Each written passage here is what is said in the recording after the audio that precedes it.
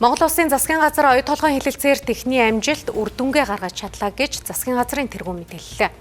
Аж үйлдвэр Эрдэс баялагын сайдаар ахлуулсан ажлын хэсэг Rio Tinto Groupтэй хийсэн хэлэлцээрийн үр дүнд оюу толгойн менежментийн төлбөрийг 2 дахин буурууллаа. Мөн төлбөрийн давхардлыг арилгах тохиролцоонд хүрсэн байна. Энэ бол 2.2 тэрбум $, төлбөрийн зардал буурч Монгол Улсын хүртэх өгөөж нь 1.5 тэрбум $-оор өсөж байгаа хэрэг юм аа. Ард түмэндээ шин сайн мэдээ дуулгая.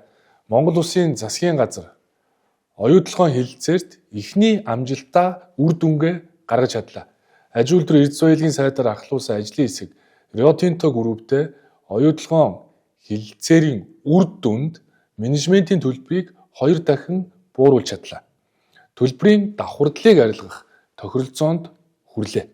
Энэ бол 2.2 тэрбум $-ийн төлбөрийн зардал буурах сайн мэдээ. Мөн энэ бол Монгол Улсын хүртэх өгөөж 1.5 тэрбум $-оор өсөн нэмэгдэх сайн мэдээ. Он жил дамнан яригдсан олон түмэн өсөж хүлээсэн нэхэд шаардаж байсны үр дүн юм аа. Энэ бол хөрөнгө оруулагчдын хувьд ч гэсэн сайн мэдээ.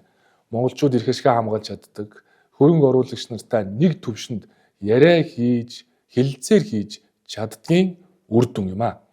Эх орныхоо баялагын өгөөжийг иргэндээ илүү хүртэхийн төлөө дуустгүй яриаг дуусгах олон сорилтууд бидний өмнө байна. Цаашид онтрогийн хөрөнгө оруулалтын гэрээ, оюу толгойн зээлийн хүүг бууруулах хэлэлцээрүүд дээр амжилт гаргахын төлөө засгийн газар хичээж ажиллах болно. Монголын заяа их сайн цагийг хамтдаа бүтээцгээе.